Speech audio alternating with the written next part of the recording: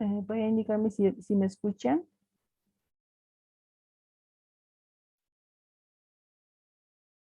Sí, licenciada, le escucho. Buenas tardes, licenciada. Buenas tardes. Entonces, damos inicio a la clase de hoy. Ya inmediatamente voy a compartir el material que vamos a llevar, ¿no? Es aprendizaje y estilos de aprendizaje.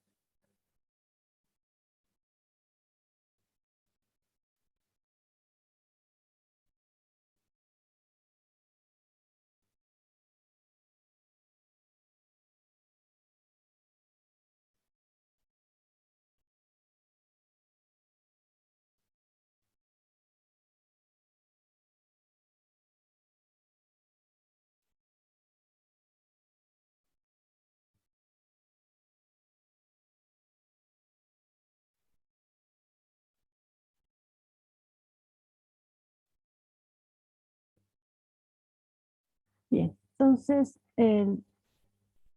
voy a decirme si ya se ve la pantalla, el material que estoy compartiendo. Sí, licenciada, se ve. Perfecto. Gracias, muchas gracias. Entonces, antes de entrar, vamos a hacer hacer la pregunta si, ¿qué se entiende o qué entienden por aprendizaje? Ya anteriormente hemos tocado en algún tema, claro que no a profundidad porque ahora va a ser netamente para ver qué es aprendizaje y los estilos de aprendizaje, también tipos de aprendizaje, lo que se va a ver. Ahora quisiera que me digan qué se entiende o qué consideran que significa que es aprendizaje.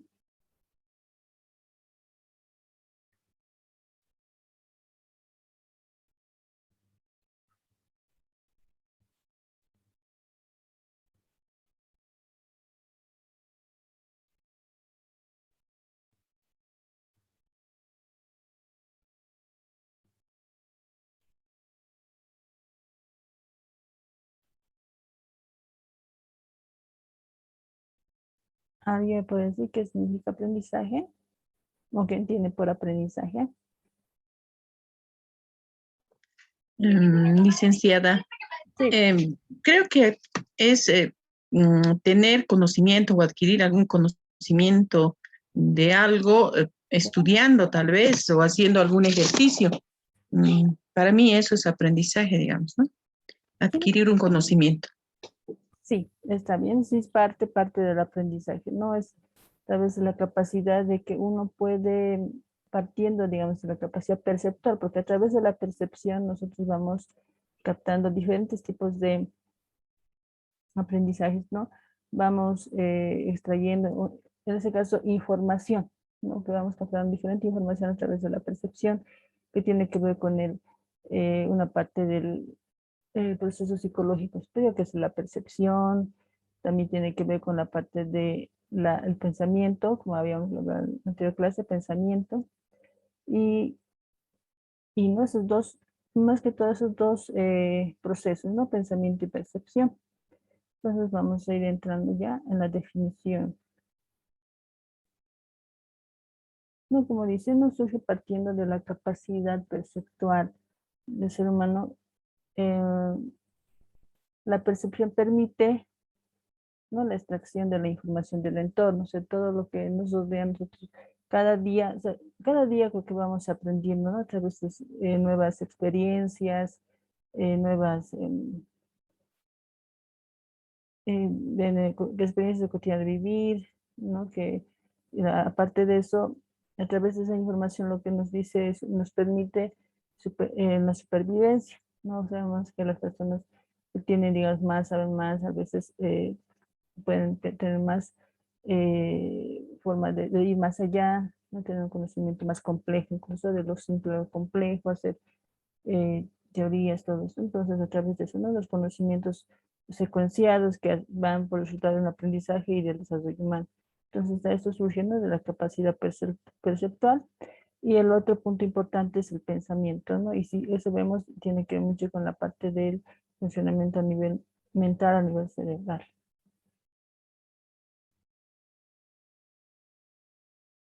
¿No? La definición, ¿sí? no se define como la actividad mediante la cual la información adquirida a través de la experiencia, como decía, pasa a formar parte de nuestro repertorio, ¿no? De datos del organismo. O sea, cada vez que nosotros vamos adquiriendo información de nuestro entorno, lo vamos asimilando, vamos tal vez almacenando, y eso tiene que ver también con otra parte importante que es la memoria, parte del aprendizaje, forma parte de un proceso cognitivo, como dice la parte, cuando hablamos de la parte de proceso cognitivo, nos referimos precisamente a los procesos que ya les había mencionado, ¿no? La percepción, memoria, pensamiento, y también tiene que ver lo que procesa el lenguaje. Puesto que esto está fuertemente vinculado a la adquisición de conocimientos. Nosotros vamos adquiriendo cada día en nuestro cotidiano de vivir, en el campo laboral, en el ámbito familiar, todo eso vamos adquiriendo nuevos conocimientos nuevos. Entonces, se trata de eso, de adquirir nuevos conocimientos, ¿no? Ahora, ¿cómo funciona el aprendizaje en la vida del ser humano? ¿No? Son resultados del aprendizaje, facilitan una nueva obtención de información, ¿no? Como decía, eso los vamos almacenando, lo vamos compitiendo, vamos comparando con otro tipo de aprendizajes y ahí vamos viendo tal vez cuál es el aprendizaje que es más significativo para nosotros, que es lo más importante, que es tal vez la prioridad para nuestra vida, ¿no? Entonces eso vamos viendo. De tal forma que el aprendizaje genera un desarrollo cognitivo superior, ¿no? Lo cual se genera medios y herramientas para la resolución de problemas. Sabemos que a través del aprendizaje nosotros podemos resolver problemas, eh, saber si, digamos, de alguna manera qué problema, digamos, qué es lo más prioritario para de alguna manera resolver el problema que se nos presenta, digamos, en nuestro cotidiano de vivir. Y laboral y a través de los aprendizajes que cada uno de nosotros tenemos, vamos resolviendo a través de este problema, ¿no? Y además posee una función adaptativa, es decir, cada vez que nosotros vamos aprendiendo, vamos asimilando nueva información, vamos adaptando, ¿no? Por ejemplo, cuando uno, digamos, recibe nuevas información, o va a otro lugar donde es algo nuevo para él, entonces poco a poco va adaptando, ¿no? Todo lo que va aprendiendo y a raíz del aprendizaje que él tiene va adaptándose y va generando, ¿no? Una forma de supervivencia. ¿Sí? Entonces reconoce su entorno, así puedes generar nuevas exploraciones, va explorando qué es lo bueno, qué es lo malo, entonces a través de los aprendizajes.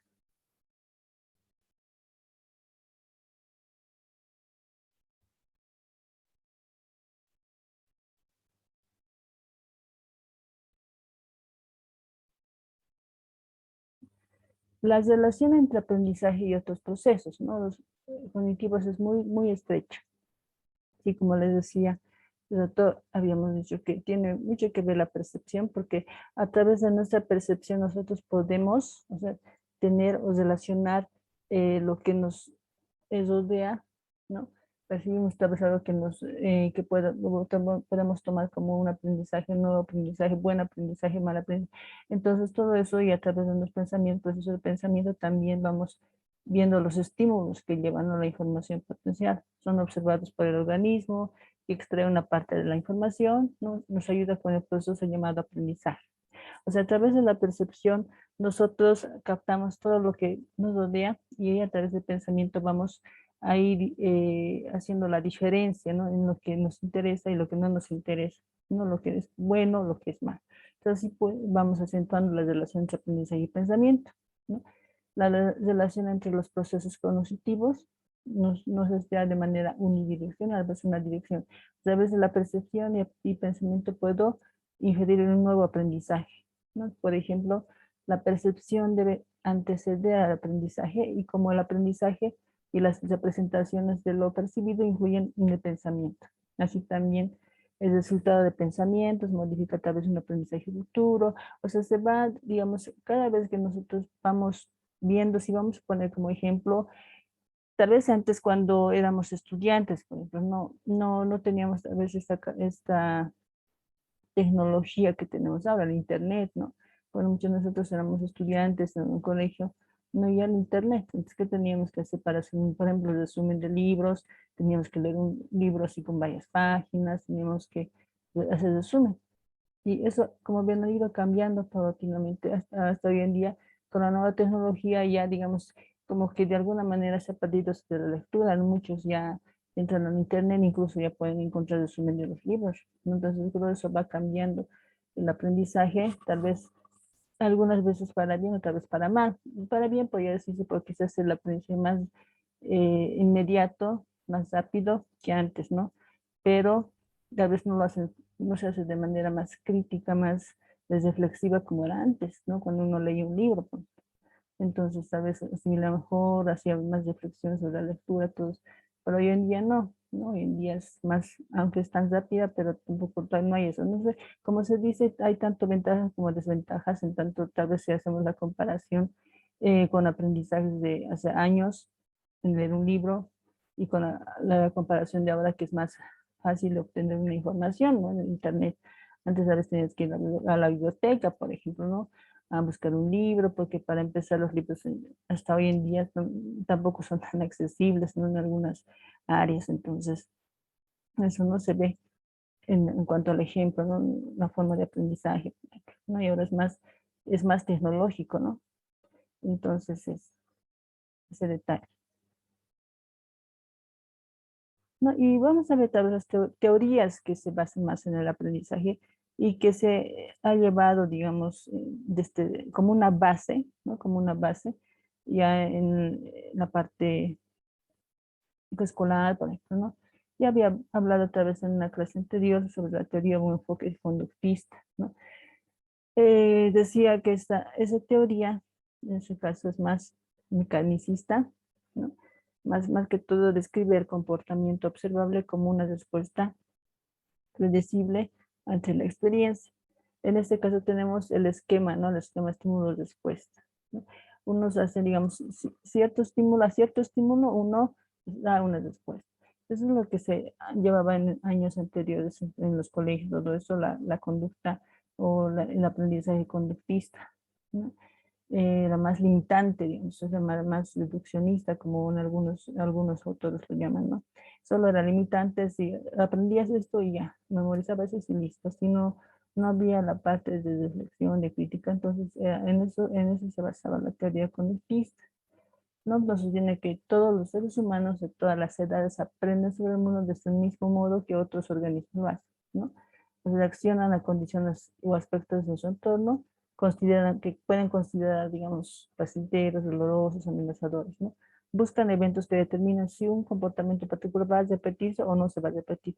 Bueno, eso es lo que va, ¿no? Es una conducta, no es una teoría que va a ser la conducta más repetitiva. Por eso llevamos en la parte educativa se manejaba más la parte memorística, ¿no? Que leías y memorizabas y ya, ¿no? Entonces era así. Pero con el tiempo eso ya ha ido cambiando, ¿no? Hoy en día ya no es tanto así, con las teorías más que han venido otras teorías. Y voy a hacer tal vez también vamos a, bueno, revisar. Ha habido dos formas de la teoría conductista, que también lo habíamos visto, el conocimiento clásico y el condicionamiento operante. Bueno, todos tal vez alguna vez lo hemos visto, ¿no? Con experimentos, por ejemplo, que hacía el biólogo Iván Pavlov, ¿no? El ruso fisiólogo Iván Pavlov, que a la vez hacía experimentos con perros, con animales, ¿no? Para de alguna manera saber cómo es el comportamiento del animal ante un estímulo, ¿no? Refleja un estímulo que proviene, por ejemplo, provocada por la luz que se prendía y el animal ya reflejaba de que eso era el momento de la alimentación o la hora de alimentación, entre una campana, dependiendo qué estímulo te hacía y de eso, y la respuesta que él hacía o que el animalito hacía era la saliva, ¿no? Salivaba. Entonces, era un estímulo ya más mecánico, ¿no? Antes, digamos, había la campana, entonces la respuesta del animalito era que salivaba porque ya se acercaba a la hora de la alimentación, ¿no? Entonces, así, si vamos a hacer un ejemplo a nivel educativo, a nivel de escuela, podríamos decir que un ejemplo, un estímulo para el estudiante, ¿no? Que puede ser que estudie bien, entonces su estímulo sería una buena nota, ¿no? Entonces, más pues lo vamos a ver más con el otro condicionamiento, que es el condicionamiento operante, que ahí, digamos, se aumenta la parte del reforzador. Pero en este caso solamente se conoció como el esquema estímulo-respuesta, causa-efecto. Entonces ahí, ¿no? Y el otro autor que en esta ocasión, él hace, John Watson, que es psicólogo, él hace un experimento con un niño, ¿no? Donde aplica, digamos, la teoría igual aplica la teoría estímulo-respuesta con niños, que él podía moldear, él decía, podía moldear la conducta de un niño de modo que podía desear, ¿no? Por ejemplo, ¿qué es lo que él había hecho con un experimento en un niño? En este caso, él había hecho un estudio a un niño X, bueno, tal vez algunos lo vieron, él se llamaba, digamos, era un niño de meses, 11 meses tenía, él era Albert. Entonces, ¿qué es lo que hizo con él? Él le enseñó, digamos, al bebé a sentir temor por los objetos blancos y peludos. En este caso era un peluche así en forma de ratoncito, que al tocarlo, o sea, al tocarlo lo que él hizo es, digamos, sin que el niño se dé cuenta, hacer un ruido, ¿no? Hacer un ruido, entonces él asociaba a veces, si tocaba a ese animalito, hacía ruido y lo que le hacía dar es un temor a tocar a ese animalito, ¿no? A ese peluche. Entonces eso es lo que él hizo, ¿no? Un estímulo después. O sea, al hacer ese ruido, todo eso causa en el niño miedo. Entonces ese miedo ya se volvió como condicionante, ¿no? De que si tocaba, digamos, algún peluche parecido al que había tocado a ese experimento, el niño ya sentía miedo, o sea, no lo quería ver y se ponía, ¿no? Entonces era un experimento que él había hecho con niños en este caso, y viendo, ¿no? De que sí podía responder. Si en un momento un autor, en este caso lo había hecho con animales, entonces, bueno, se lo había hecho con, en este caso, hermano, con un niño, y sí, dando la prueba de que sí funcionaba, digamos, ¿no? Este tipo de condicionamiento.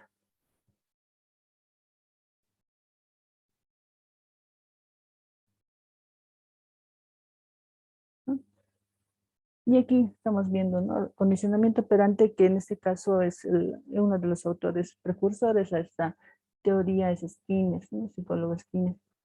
¿Qué es lo que daba como ejemplo, no? Por ejemplo, un bebé que se posaba tranquilamente en su cuna, cuando esos días su madre les inclina sobre la cuna y juega con él, ¿no? Posteriormente el papá procede al mismo modo, y a medida que esta secuencia se repite, es repetitivo, desde la prenda que algo que él hace, o sea, sonreír, puede ser llamado a producir, digamos, la atención de los padres, ¿no? Entonces hace, digamos, es una forma de repetición, ¿no? Es algo que a él le causaba placentero. El estímulo era la atención o la respuesta a la sonrisa, ¿no? Entonces, es lo que hacía. Un comportamiento inicialmente accidental, la sonrisa, ¿no? Se ha convertido en una respuesta condicionada. No, en la clase de la prensa que se denomina condicionamiento operante. Como se, ¿no? Pues la persona aprende a partir de las secuencias de su operar, o sea, de su accionar sobre el entorno. Va aprendiendo, digamos, ante una conducta, entonces él va a recibir cierta respuesta, como en este caso, ¿no? El niño sonreía, entonces, ¿qué conseguía con eso? Conseguía la atención de sus papás, ¿no? La atención, o jugar con ellos, así. ¿Sí? Como dicen, no, Skinner descubre, ¿no? El organismo tendría a repetir una respuesta, ¿no? Que ha sido reforzada.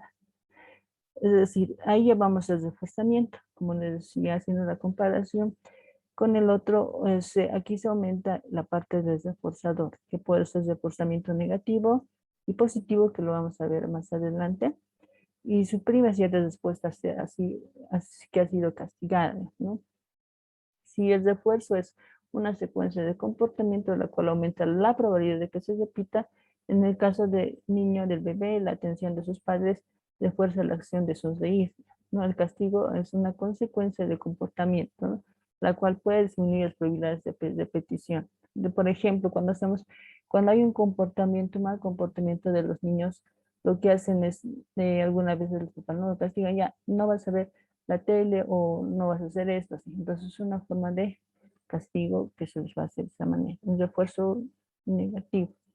Entonces el refuerzo puede ser positivo o negativo. Como decía, ¿no? El refuerzo positivo pues es dar recompensa, como comida, medallas, dinero, elogios, un regalo, o jugar con este caso con el bebé, ¿no? Y el refuerzo negativo consiste en retirar algo que a la persona no le agrada, ¿no? Conocido como evento aversivo, como un ruido estrepitoso, por ejemplo. Entonces ese se va retirando o algo que no le agrada al niño, por ejemplo, algún, digamos, un animal o algo así. Entonces es una forma de refuerzo negativo. ¿No? Y aquí estamos con un esquemita. Si se entiende ahí, estamos viendo cómo es el esquema de condicionamiento. Estamos viendo por un lado que es el reforzamiento, aumento de la conducta, que puede ser tanto positivo como negativo. El positivo proporciona, digamos, ¿no? Un estímulo agradable tras una conducta correcta, ¿no?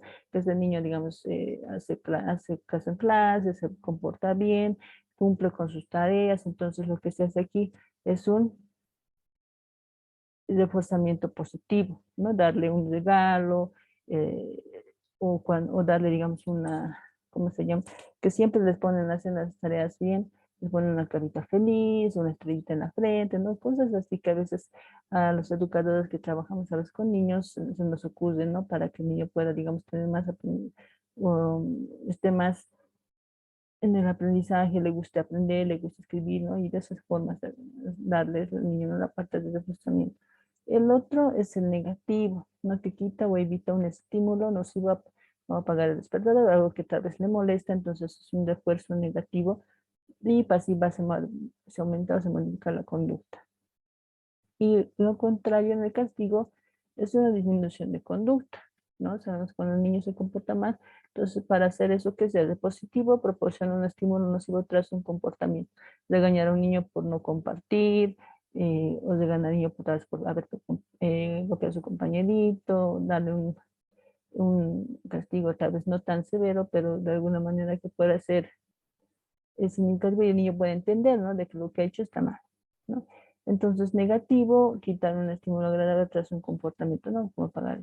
Entonces, ese es un esquema, ¿no? Que hasta hace años se llevaba en la escuela. Y todavía, claro, se lo sigue llevando, pero ya no es tan ensimismado, ¿no? Ya no se toca mucho la parte de condicionamiento en la escuela.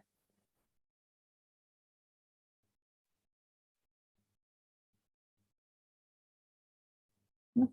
Otro, Otra teoría tiene que ver con el conexionismo de Thorndike. Es otro autor que él más va por las características de que el proceso, para él lo importante era la parte de ensayo y error, ¿no? Como permitió nombrarlo más tarde por selección y conexión. Por eso se llama conexionismo su teoría. Lo que él quería era aprender, digamos, aprendiéndose enfrente a la persona, se enfrenta a una situación de problema, en la que tiene que alcanzar una meta, como la de salir de una caja problema, que es lo que pone como ejemplo, ¿no?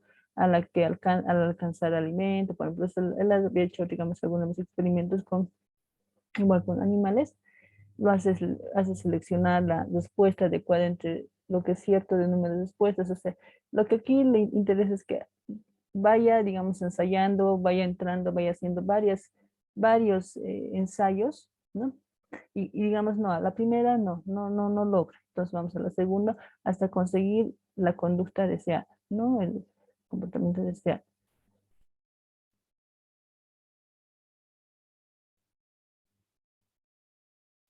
¿No? Entonces, él selecciona, digamos, la respuesta adecuada en ciertos números de respuestas, se define ensayo a la cantidad o tiempo de números de errores que transcurre antes de alcanzar la meta, ¿no? Para él entonces, es casi solamente son términos que se usan la diferencia, pero al fin y al cabo todo tiene que ver con la parte del conductismo, ¿no? La conducta, ¿no? Que es más mecánico. Entonces, esa teoría lo que él hace es eso. Aparte de eso, al haber hecho experimentos, digamos, él ejerce o hace su teoría que se llama la ley del efecto, ¿no? La posibilidad de alcanzar un estado no gratificante y que favorece la aparición de una conducta favorable, ¿no? O sea, a través una causa que sea ya positiva, puede dar un efecto positivo. Entonces, eso es lo que él ve, ¿no? Las conductas. Y si es negativo, negativos. Entonces, se va dando la teoría, digamos, reducida por la mente humana, aparte de las asociaciones cerebrales, va formando, digamos, aprendizajes anteriores. Entonces, es como que también se hace una repetición, ¿no? Si bien la persona ha hecho un ensayo de lo que le quería lograr una meta, entonces él ya tiene de alguna manera, como podría decir, una estrategia para poder lograr, digamos, de nuevo esa meta, pero sin hacer tantos ensayos, porque ya sabe cómo hacer. Entonces, de alguna manera eso también ya va evolucionando, ¿no? Ahora, el otro autor, Hull, que se basa en el sentido común, puesto que consiste en que se dará una respuesta solo cuando se haya aprendido como un hábito. O sea, aquí la parte es, aquí ya entra el hábito, ¿no? Los hábitos. Y se está motivado para dar respuestas. En el caso de que no sepa qué hacer o no estar motivado, no se responde. Entonces, lo que él creía es que el aprendizaje es una adquisición de hábitos, ¿no? Es un proceso gradual y lo expreso diciendo que la fuerza de hábito crece, ¿no? Poco a poco, lentamente, hasta tener un límite conforme va siendo reforzada la respuesta de un organismo. Entonces, como ven, los hábitos que a veces nosotros tenemos un hábito, por ejemplo, eh, hábitos de dormir, hábitos de leer, por ejemplo, ¿no? Hay personas que tienen esa disciplina, porque aparte del hábito, también tiene que ver la parte de la disciplina. Pero cuando uno tiene que leer, tiene una cierta hora, en cierto momento va a leer. Entonces eso ya se vuelve un hábito, que puede ser positivo. También los hábitos también son algo negativos, por ejemplo, ¿no? El hábito, por ejemplo, de tomar, beber bebidas alcohólicas cada fin de semana, digamos, ¿no? Y de alguna manera eso es de manera a veces negativa, ¿no? Porque si al fin y al cabo uno va dañando su salud sin darse cuenta, pero lo que aquí importa es que se sienta uno bien, ¿no? Pero eso se puede ver como un hábito negativo. No dando unos ejemplos así.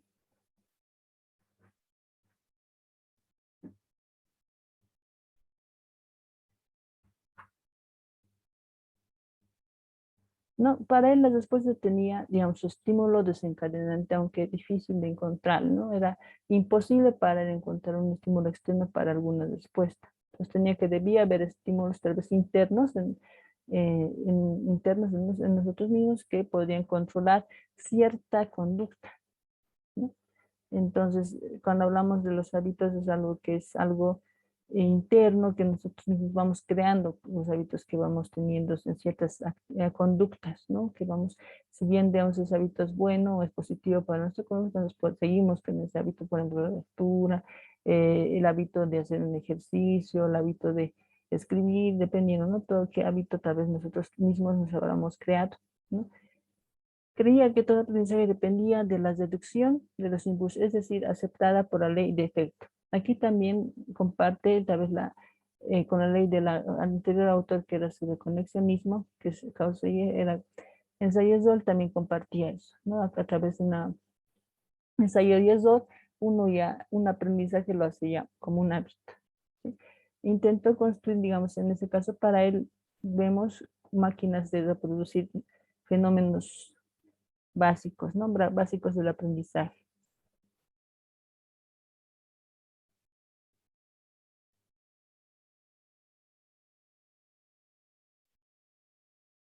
Otra teoría que es muy importante, que tal vez alguna vez han escuchado hablar de la teoría del aprendizaje social, que tiene que ver con que se relaciona que nosotros como seres humanos no podemos, digamos, alejarnos de las personas que nos rodean eh, para poder aprender, para poder interactuar. Siempre va a haber alguien que esté, ¿no? Ahí para poder interactuar, para tener nuevos aprendizajes, nueva información.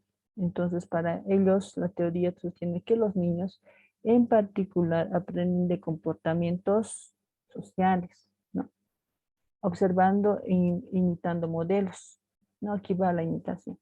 Entonces, en este caso, el representante máximo de esa teoría es el psicólogo estadounidense Albert Bandura, ¿no? Que tal vez alguna vez escucharon hablar de él.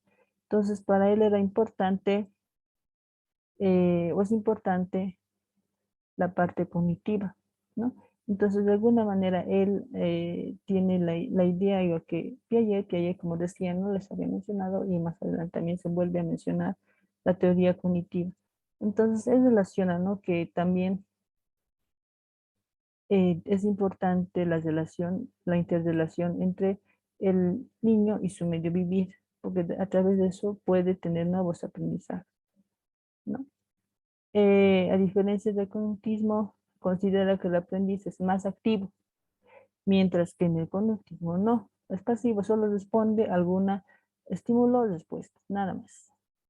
Pero acá, en esta teoría, vemos que la persona es más activo, interactúa con su medio, interactúa de acuerdo a la interacción que tiene, va aprendiendo nuevas conductas, nueva información, y como dice acá, ¿no? Es modelo, va imitando modelos pues, a seguir, por ejemplo, ¿no? Muchas veces, a veces cuando tal vez alguna vez les tocó, si tenían hermanos, bueno, a mi papá, mi mamá o alguien, siempre tal vez hemos querido tal vez imitar a alguien, ser como esa persona. Mi modelo a seguir, como dicen, no, comúnmente alguna vez he conocido eso, a mi modelo a seguir, si yo quisiera ser como, no sé, mi papá, porque les hacía así, o como mi mamá, porque es así. Entonces, esa teoría es lo que se basa o se llama la teoría del aprendizaje social, ¿no? La imitación. Imitación incluso tal vez, ay, qué linda mi profesora, que me enseña bien, quisiera ser como ella. Por eso muchos, tal vez de algunos de ustedes, o han escuchado, o familiares cercanos de ustedes, siempre tal vez han escuchado comentarios de que, sí, sabe, me enseña bien. Usted quisiera ser profesora, quisiera enseñar, ¿no? Entonces, ahí va esa teoría, ¿no? Esas personas que aprenden de su entorno, ¿no? Y, y se queda, digamos, más ahí con ellos y hacen un experimento en particular, ¿no? ¿No? Y la importancia, ¿no? Es la observación y la imitación de modelos. Eso es donde dije más esa teoría. La observación como la persona que está a mi alrededor se comporta y tal vez sacar lo positivo, digamos, ¿no? De esa persona y que yo pueda imitar, ¿no? Tal vez de alguna manera ese modelo de conducta, ¿no? Entonces las personas adquieren, digamos, nuevas habilidades a través del aprendizaje observacional, observando a otros, ¿no? Demuestra su aprendizaje imitando el modelo, en ocasiones cuando este ya no está presente, por ejemplo, ¿no? Eso ya lo hacemos como una especie de asimilación, como si hablaría Piaget, ¿no? Vamos asimilando y acomodando todo lo que hemos observado de esa persona que ha sido mi modelo a seguir. Entonces yo ya no la veo tal vez a esa persona, pero trato de ser como esa persona, ¿no? De acuerdo con la teoría del aprendizaje social, la imitación de modelos es el elemento más importante en este aprendizaje, ¿no? Del idioma por parte de los niños, su manejo de agresión, el desarrollo de su sentido moral y la asimilación de los comportamientos propios de su género. Por eso es que a veces es bueno que en casa desde niños, desde pequeños, los niños atiendan, es donde, en ese caso, el hogar es donde se suplantan los valores, ¿no? Y debería ser así. Entonces, desde que el niño se le queda de que tiene que ser respetuoso, tiene que ser solidario, responsable y todos los valores positivos, el niño va a ser así. Y así a la larga lo va a mantener. Pero si no hay eso, entonces no va a ser así, ¿no? Entonces es bueno desde que sean niños, o decir el hogar, para empezar, el hogar es el primer lugar de socialización del niño. ¿Por qué?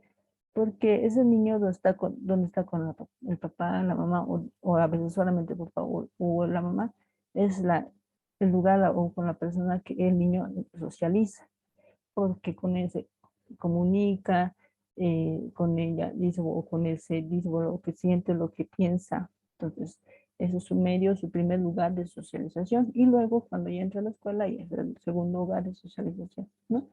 Entonces, eso como un detalle.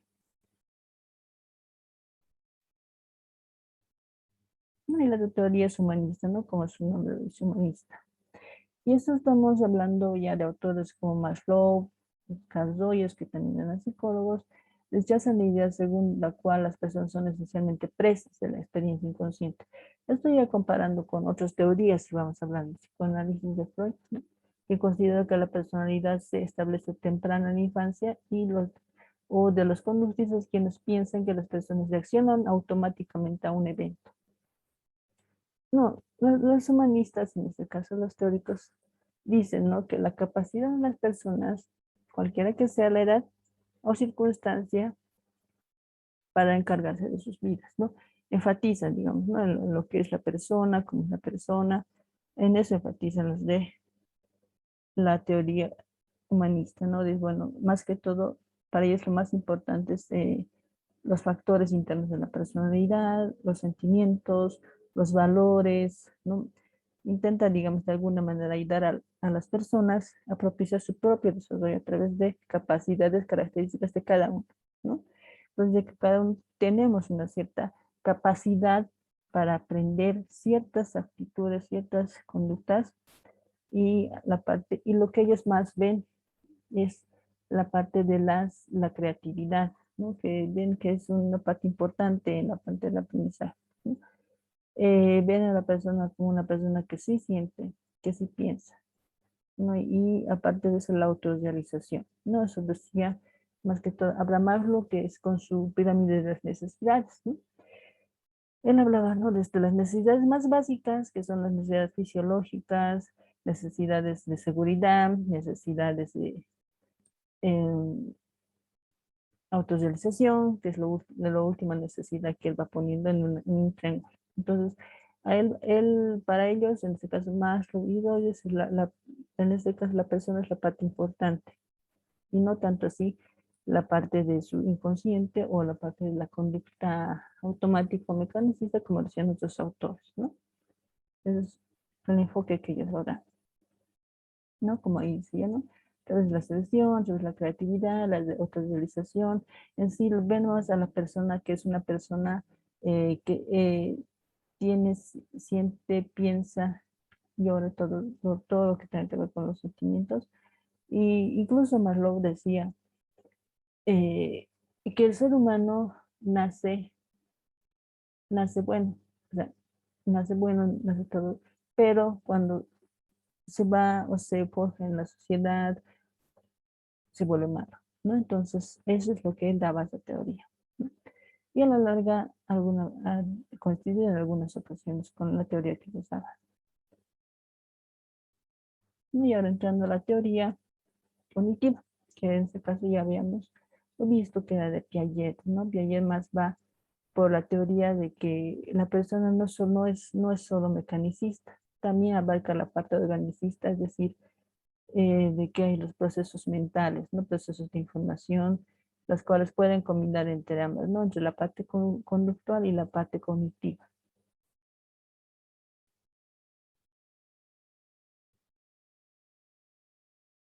No, él considera que comienza de una capacidad innata, es decir, que innata cuando vemos que el niño nace con cierta ya capacidad de adquirir información, tal vez otros más, otros menos, más fácil, más antes, después.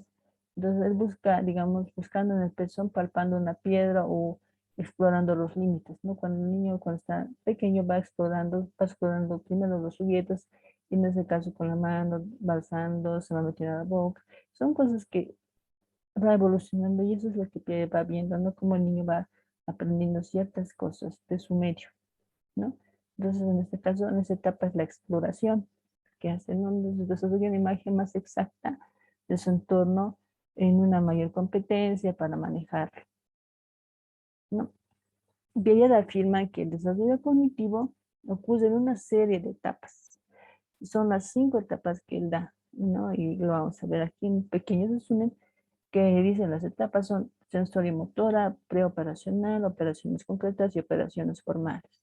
Entonces ahí va definiendo, como vemos aquí el cuadrito, sensorio-motora que vamos a abarcar, ¿no? Desde los 0 a 2 años, ¿no? El bebé para él se torna gradualmente capaz de organizar ciertas actividades, ¿no?, relacionadas con su entorno, a través de la actividad sensorio-motora,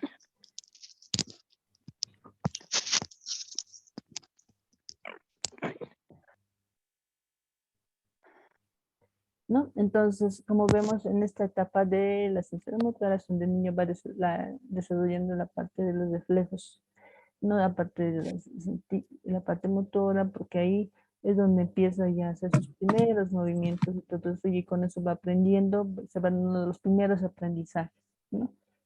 Entonces, y la parte preoperacional, estamos viendo de los 2 a 7 años de edad, ¿no?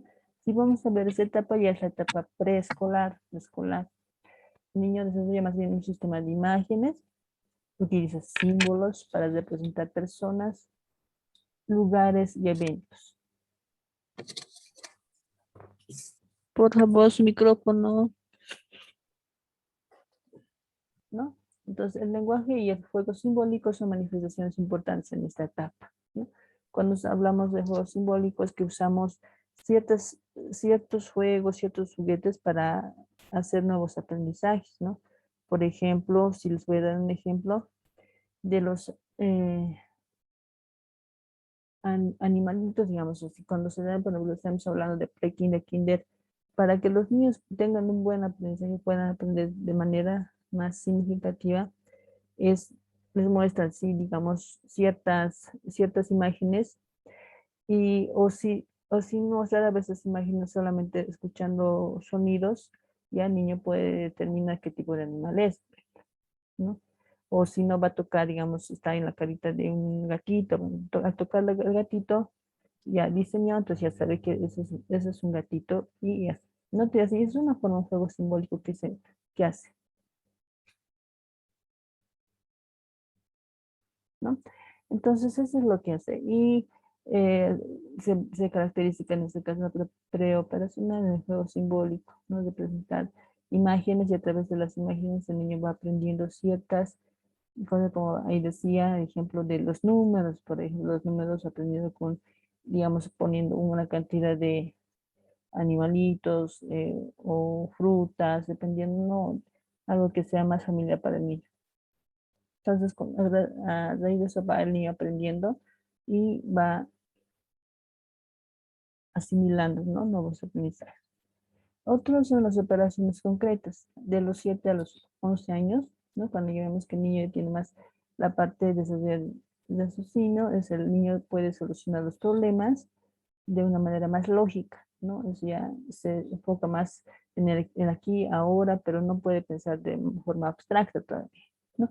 Él es más lógico, digamos, la matemática, las operaciones más, no tan complejas todavía, pero ya un niño podría tener la capacidad de solucionar problemas, ¿no? Matemáticos, problemas, incluso de exámenes, ya más, lo más, no tal vez tan memorísticos, incluso ya la IESA de la forma de poder exponer, de poder explayar, pues incluso desde esa edad ya se puede dar la parte de tener líder, liderar un grupo, por ejemplo, ¿no? Entonces ahí. Las operaciones formales vamos a ver de los 11 años hasta la adultez. No es la persona que puede pensar en forma abstracta, no maneja situaciones hipotéticas, y piensa acerca de las posibilidades, es decir, hay que hacer la parte más deductivo, hipotético, deductivo, es más crítico, incluso puede ya hasta opinar, puede hasta, bueno, desarrolla más su pensamiento, ¿no? Y es más complejo. Entonces, si ven esas etapas, es lo que hace el estudio de la parte cognitiva de Piaget, estamos hablando de procesos de información, procesos mentales.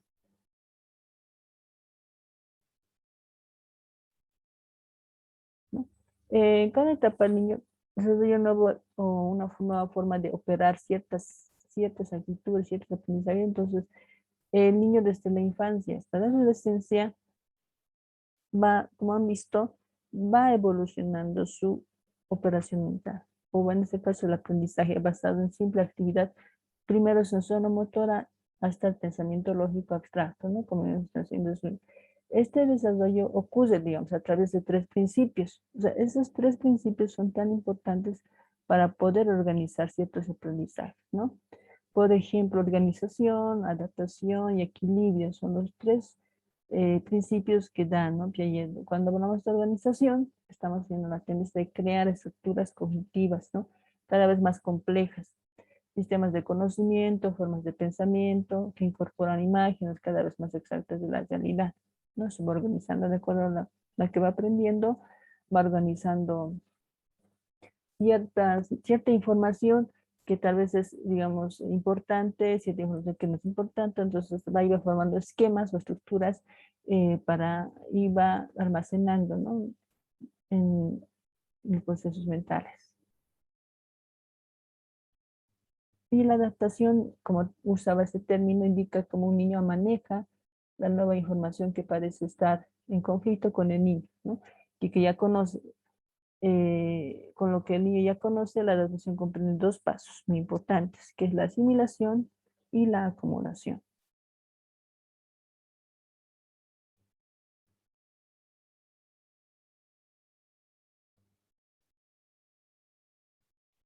¿No? Y estamos viendo que la asimilación, que consiste en aceptar la información nueva a incorporar eh, estructuras cognitivas, digamos, ¿no? Cuando hablamos de asimilación, es hallar nuevos aprendizajes, nuevos estímulos, porque tal vez como el niño ya tiene una base de algo y de pronto se le presentan nuevos aprendizajes, nueva información en este caso, y lo va adaptando a lo que ya tenía, ¿no? A lo que ya, la información que tenía lo va incorporando en su estructura mental ya existente. Y la acomodación, que consiste en cambiar las estructuras cognitivas propias para incluir el nuevo conocimiento. Es decir, tal vez conocía algo de pronto conocía la suma, la de esta, y de otra manera le enseñaron también sumar y restar. Entonces es una nueva forma, un nuevo conocimiento para poder aprender ciertas operaciones, si vamos a ponerlo como ejemplo matemático. Entonces tal vez un nuevo conocimiento, a lo que ya tenía, entonces va acomodando un nuevo conocimiento, ¿no? Y la equilibración es esfuerzo constante por lograr un balance o equilibrio estable, ¿no? Dije el paso de la asimilación a la acumulación. Se va equilibrando si está en su estructura que tenía, va a asimilar en esa estructura cognitiva que ya tenía, y va incluyendo ese nuevo conocimiento de acuerdo a lo que él pudo captar, ¿no? De la información, nueva información.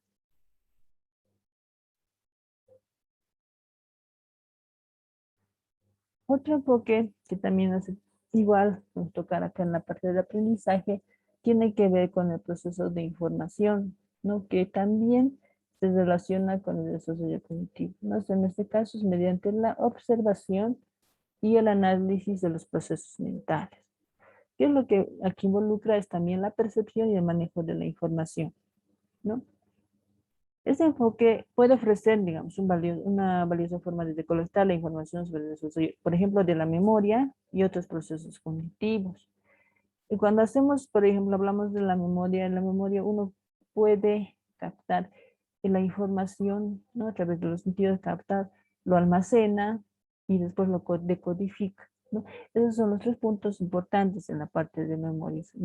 Al recordar, pues se almacena, se codifica y se recuerda luego lo que se ha memorizado. Entonces es una forma también de hacer es la parte de procesamiento de información. Ese tipo por lo menos tiene tres aplicaciones prácticas. Primero, permite a los investigadores a estimar la inteligencia posee un niño a partir de la eficiencia de la percepción y el procesamiento sensorial, ¿no? A través de nuestros sentidos. Segundo, comprender cómo los niños obtienen y recuerdan, ¿no? Y utilizan la información. Los padres pues, pueden ayudar, digamos, en ese aspecto, a ser más conscientes de sus propios procesos mentales y de las estrategias para mejorarlos, ¿no?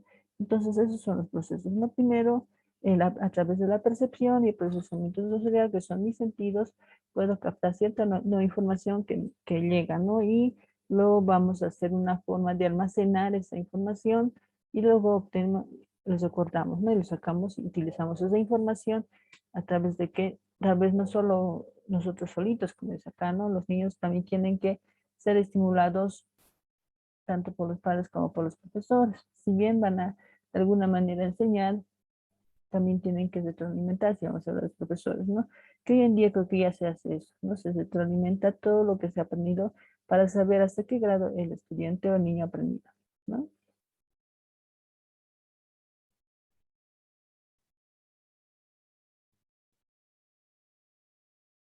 ¿no? Y este es el otro enfoque cognitivo de la neurociencia, ¿no? Que es una de las áreas que está hoy en día, y es más, desde hace años ya se ha manejado, ¿no? Es más que todo la historia de la psicología, se ha visto que aparte de los procesos cognitivos, también se está viendo, o se ha tomado importancia a las funciones del cerebro, ¿no? Las funciones que cada parte del cerebro tiene. Y eso se va relacionando con los procesos cognitivos, o cómo se relacionan con los procesos cognitivos, ¿no? En las cuales ocurren estos procesos, ¿no? En la actualidad, cuando nuevos instrumentos permiten observar, ¿no? El cerebro en acción. No, actualmente, ¿no? Los seguidores del enfoque de la neurociencia argumentan que la comprensión precisa de la función cognitiva debe estar ligada a los procesos que ocurren en el cerebro. Es decir, si yo, por ejemplo, manejo en este caso mi memoria, entonces tengo que saber mi memoria, a qué parte de mi cerebro está relacionado. Se podría decir que la memoria, el pensamiento está relacionado con el cerebro, con la parte prefrontal del cerebro, ¿no? Poniéndolos como un ejemplo. Entonces, ciertas funciones cognitivas tienen o vienen de una cierta función del cerebro, ¿no? De alguna estructura del cerebro. Entonces, eso es lo que ahora hoy en día se está viendo, pues como se llama comúnmente neuromitos. Neuromitos se conoce con ese término, ¿no? De que se sabe mm, si el cerebro será cierto, de que tal estructura del cerebro infiere en un proceso cognitivo. Entonces, eso se lo llama hoy en día como un neuromito, ¿no? La investigación cerebral respalda importantes aspectos, ¿no? Modelos de procesamiento, como la existencia de estructuras independientes, como la memoria consciente e inconsciente, es decir, qué parte del cerebro maneja mi memoria consciente y qué parte del cerebro maneja mi memoria inconsciente, ¿no? Esa es una investigación neurológica, puede arrojarte una luz sobre aspectos como si la inteligencia es general o especializada. Cuando hablábamos de inteligencias, la anterior sesión se habló de inteligencias, ¿no? Que no solamente ha habido una inteligencia, como todos años anteriores se creían. Después ya se fue estudiando de que había habido varias, ¿no? En este caso, según un autor, ¿no? 8 inteligencias. Entonces, ahí hablamos de inteligencia especializada, ¿no? Y seguimos con la parte cognitiva, pero ahorita desde el enfoque contextual, ¿no? Cuando hablamos contextual, estamos hablando de este medio de que me rodea, ¿no? Entonces, lo que dice esta teoría es que comprende únicamente en su contexto social, ¿no? Eh, la persona no está, digamos, como una persona independiente, como una persona ermitaña, como una persona solitaria, no es así. Entonces, que interactúa con su medio. Y a través de esa interacción con su medio va aprendiendo, va adquiriendo nuevas informaciones, ¿no? Entonces, si no fuese así, entonces no habría tal aprendizaje, ¿no? Sino como parte inseparable de esto, ¿no? Por tanto, el aprendizaje hay que estudiarse desde el contexto en donde se realiza o donde se desarrolla el niño. Eso es lo que dice el contexto, lo que percibe contextual, ¿no? Y ahí vamos a entrar en una de las teorías, ¿no? Importantes que estábamos hablando de Vygotsky, ¿no? El psicólogo que decía la parte importante para él era la parte contextual. Por eso lo denomina como su teoría sociocultural, ¿no? Para él particularmente su aplicación al desarrollo cognitivo de los niños era que debería desarrollarse, o el enfoque en este caso es un complejo sociocultural e histórico, ¿no? Donde el niño es una parte. Es decir, que el niño debería desarrollarse y tendría un buen desarrollo si se desarrollara en su contexto, en su cultura, sin olvidar sus raíces, como decíamos. Tuvo que observar los procesos sociales de los cuales se deriva el pensamiento. Por eso, para entender a ese niño tenemos que entender su contexto, no cómo el niño se va desarrollando para tratar de entender. Porque si, digamos, no lo entendemos, no sabe por qué el niño actúa así, si no conocemos su contexto. Por eso tal vez este niño es así, vive así, no tiene afectividad, o dependiendo, ¿no? Qué tipo de característica familiar tenga ese niño, porque ese es su contexto donde él se desarrolla, y por eso su accionar, por eso la conducta que demuestra. Entonces, para eso era importante, ¿no? Para Vygotsky era muy importante ese aspecto, la parte del entorno, no sociocultural. ¿No? Según él decía, ¿no? Igual los adultos, por ejemplo, deben ayudar de alguna manera a organizar el aprendizaje del niño, ¿no?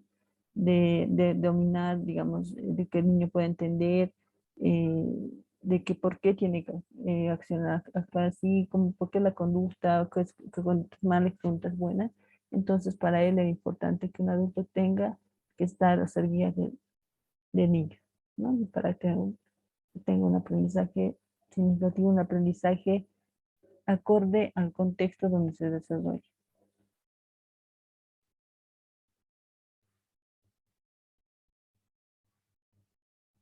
No, como dice ahí, habla haciendo una igual, al igual que la teoría de Piaget, destaca la compenetración de la activa de los niños con su entorno, ¿no? Considera el crecimiento como un proceso cooperativo. Entonces, para él era importante de que haya esta parte no cooperativa, de que el niño al interactuar con su medio pueda ser tal vez cooperativo, porque al ser cooperativo va aprendiendo, va creando, ser más creativo, más teniendo más un aprendizaje más significativo. Entonces, para él era importante, es una interacción social que debería tener, porque a través de eso puede adquirir nuevas habilidades, adquirir habilidades cognitivas para tener una mejor vida, una vida de supervivencia, ¿no? Las actividades compartidas, como dice acá, ayudan a niños a interiorizar a las formas de pensamiento y comportamiento de su sociedad y a convertirlos en propias. Entonces el niño al hacer eso, al interactuar, entonces va asimilando, va algunas veces comportamientos, va imitando y convertirlas en propias, ¿no?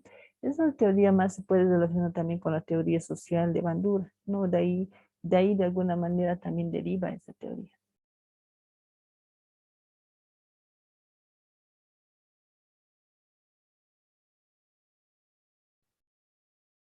¿No? Como yo decía. Entonces, los adultos, como dice, o pares más avanzados deben ayudar a dirigir y organizar el aprendizaje del niño antes de que éste pueda dominar o interiorizar. Cuando decimos de guiar, es guiarle de la manera más positiva, más adecuada posible, ¿no? Para que el niño no pueda aprender ciertas actitudes, ciertas conductas que hoy en día se dan, ¿no? Incluso por mucho de series de la tele, por ejemplo, series que algunas veces son series violentas y a ciertas edades los niños ven eso y eso van imitando, van asimilando y van interiorizando ese tipo de actitudes, ¿no?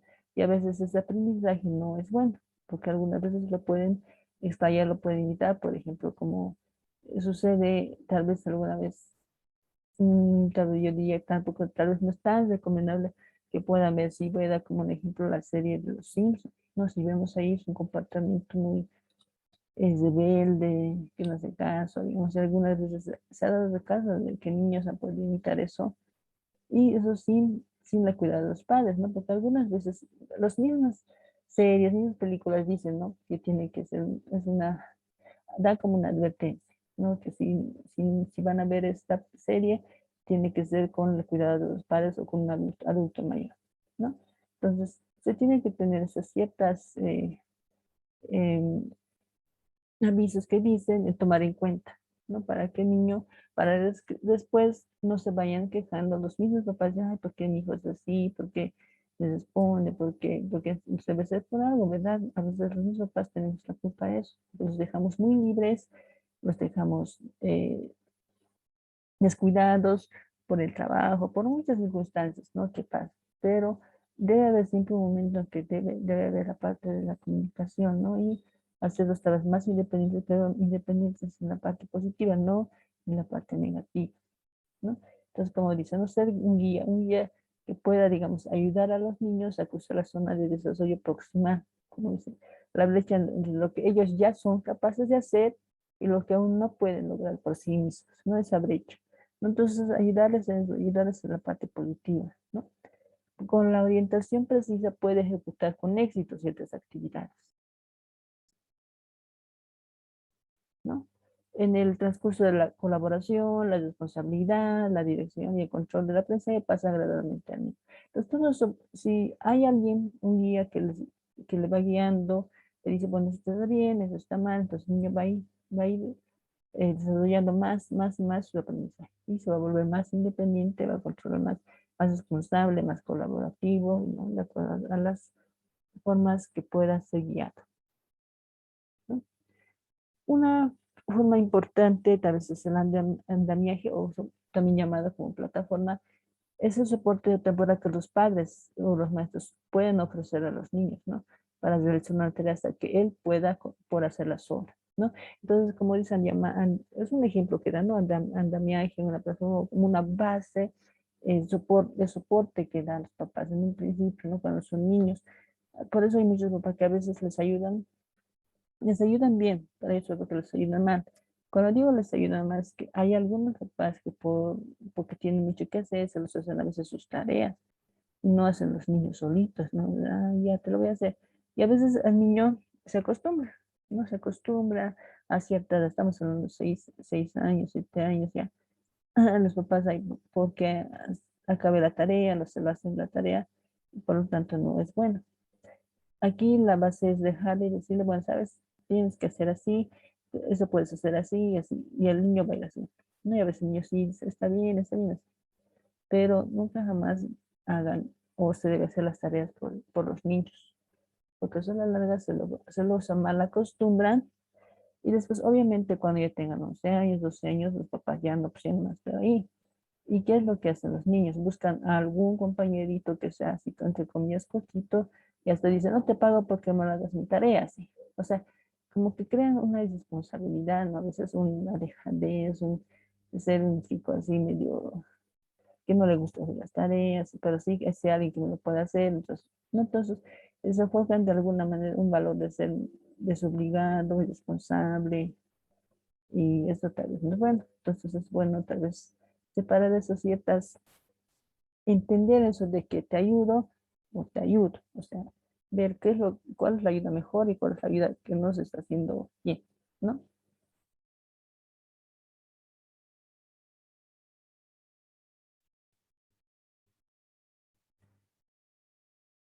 Y para finalizar, el capítulo esboza de manera la definición de algunos tipos de aprendizaje, ¿no?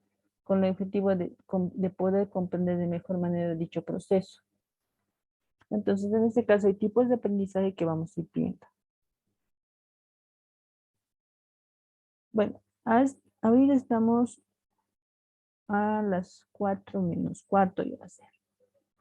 ¿Les parece si ahorita hacemos un break de 15 minutos? Está bien, licenciada. Hola, hola. ¿Está bien? Está bien. Ok, Está bien, licenciada. entonces volvemos dentro de 15 minutos, por favor. Muy bien, Lice. Bueno, Lice, está bien.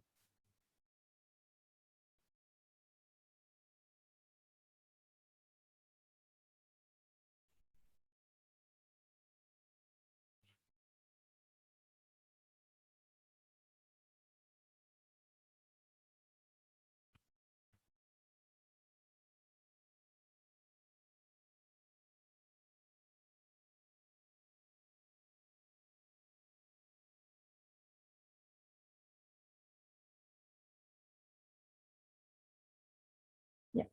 Entonces, habíamos visto anteriormente las teorías del aprendizaje, ¿no? Que habíamos hablado sobre la teoría conductista, ¿no? Que habíamos visto que es la parte mecanicista del aprendizaje, entonces, donde la persona en ese camino es más pasivo, responde a un estímulo y ya, digamos, ¿no? Eso es más reduccionista, el aprendizaje no es más limitante. Entonces, así hablaba la parte del conductista, ¿no? Es más un estímulo de respuesta y ya no se iba más allá, digamos, en el aprendizaje. Después habíamos visto la teoría del conexionismo, que es una teoría que también habla, relacionada también ¿no? con la teoría conductista, que es más ensayo y error. Luego la teoría de los hábitos, ¿no? De que uno va haciéndose hábito de un aprendizaje. Y la teoría luego de ver la parte conductual, Estamos viendo la teoría cognitiva, ¿no? Que estamos hablando de que no solamente de la parte mecánica, la parte reduccionista, no, no es nada de eso, ¿no? Entonces, la cognitiva No se ve su apoyo visual. no se ve, ay, perdón, perdón.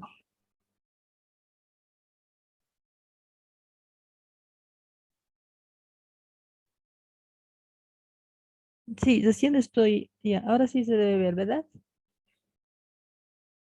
Sí, sí, licenciada. Sí, sí, todavía no había puesto esa parte, es que estaba dando una pequeña ya, es resumen de lo que habíamos visto anteriormente, ¿no? Que era de la parte teórica, la teoría del aprendizaje, las teorías del aprendizaje. Estamos en una recapitulación de lo que habíamos visto, ¿no? Las teorías, estábamos hablando de la parte cognitiva, ¿no? Que estábamos viendo que lo más importante de la cognitiva era que el niño es activo, ¿no? Es activo en la parte de que maneja ya los procesos mentales, procesos de información, los procesos cognitivos, como la memoria, la percepción, todo eso, ¿no? Entonces ahí ya veían la parte de la teoría cognitiva.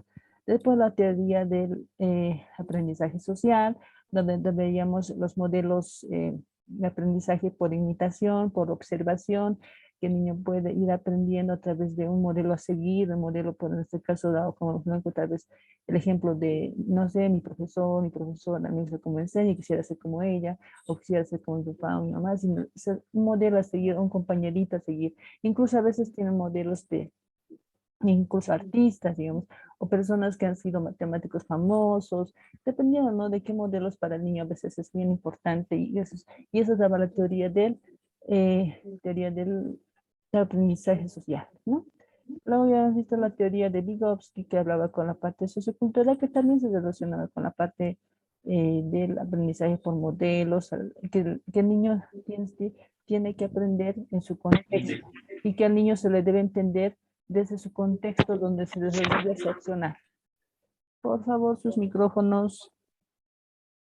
Ya, entonces, hasta ahí habíamos recapitulado las teorías que se han visto en el aprendizaje como base, ¿no? Que se ha tomado, ¿no? Conducta cognitiva, aprendizaje social, la parte contextual. Y ahorita vamos a entrar al tema de los tipos de aprendizaje. Entonces, en los tipos de aprendizaje vamos a esbozar de manera general la definición de algunos tipos de aprendizaje, ¿no?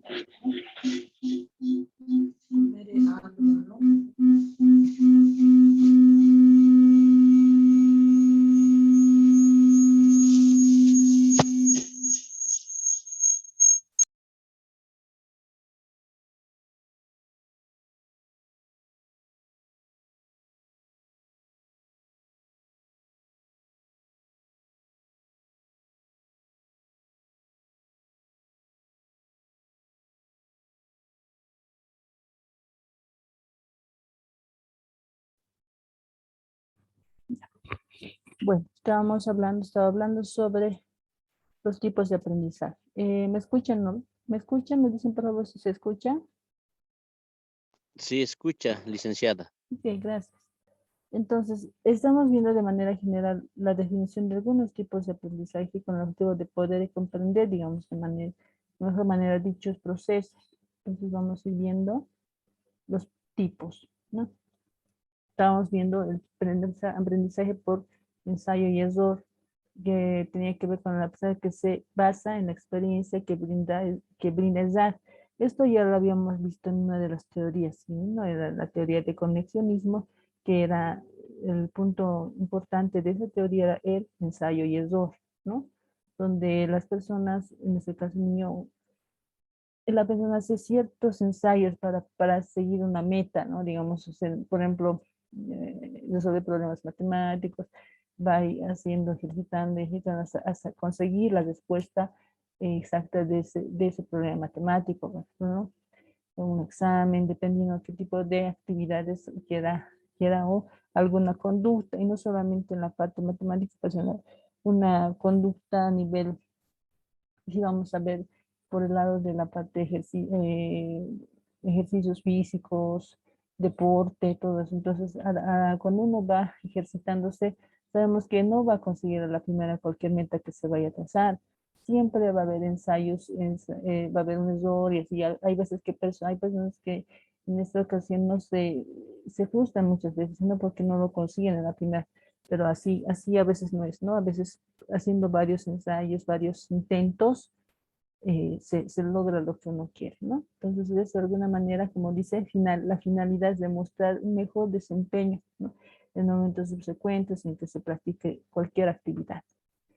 El aprendizaje observacional, eso ya tiene que ver con el aprendizaje social, si vamos a ver con la teoría de Bandura.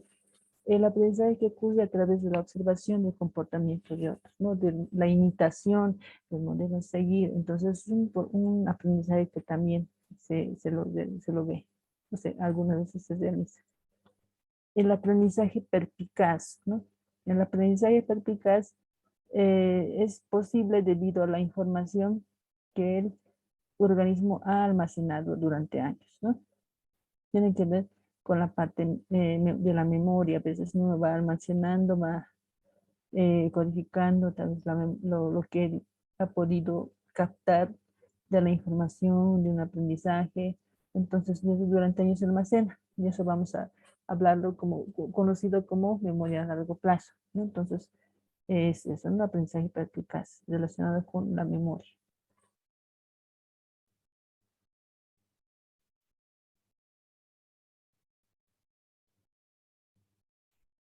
¿No?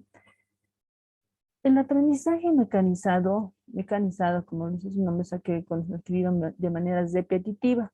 Entonces aquí vamos viendo ya la parte de la parte conductual, ¿no? Es que no se modifica su estilo o forma de estructura en la condición de los seres humanos, solamente se repite, ¿no? Se repite, si voy a, por ejemplo, a veces necesariamente ciertas áreas para tener un buen aprendizaje se tiene que usar la parte de la memoria, memorizar y repetir, ¿no? Sabemos que, como un ejemplo, estamos dando la tabla de multiplicar, por ejemplo, ¿no?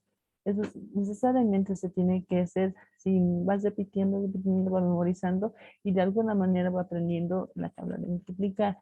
Pero claro, eso tal vez ha quedado algo obsoleto, tal vez ahora ya hay buenas o mejores maneras de aprender la tabla de multiplicar, ¿no? Entonces con juegos, no solamente el mero hecho de tener la tablita y aprender la tabla de multiplicar en medio. Tal vez hay juegos para que sea más accesible, más llamativo el aprendizaje, ¿no? Pero en un principio tal vez era más de esa forma, solamente ver la tabla y ya, ¿no?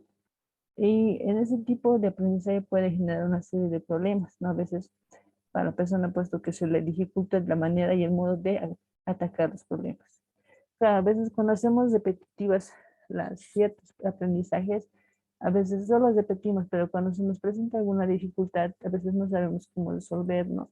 Porque, bueno, solamente nos han enseñado con ese aprendizaje a repetir, ¿no? Repetir a un estímulo, dar una respuesta determinada y ya. No se ha ido más allá. Entonces ha sido es en ese caso un aprendizaje más limitante, ¿no? ¿No? Entonces vamos viendo el aprendizaje asociativo. Eso establece un enlace mental, ¿no? Entre dos eventos, ¿no? Dos clases de aprendizaje asociativo son el condicionamiento clásico y el condicionamiento operante, que lo habíamos visto, ¿no? Asociativo, cuando asociamos ciertas conductas a cierto comportamiento.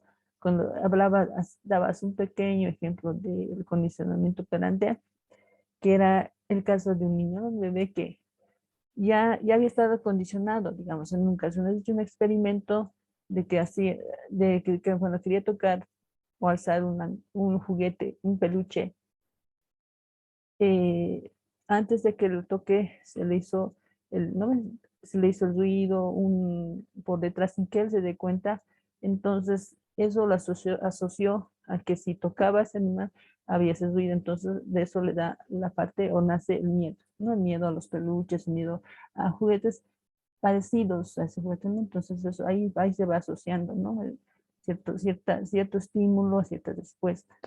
En el conocimiento clásico ya has visto cuando estaba el ejercicio, el experimento clásico, como da su nombre de los animalitos, cuando hace la saliva y la comida, cuál es el estímulo, cuál es la respuesta.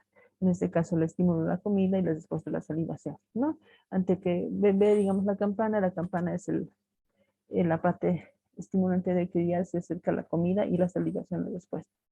Entonces a eso va, ¿no? Va asociando de ciertos objetos a ciertas respuestas y se da ciertas respuestas, ciertas conductas, ¿no? A eso va el aprendizaje asociativo.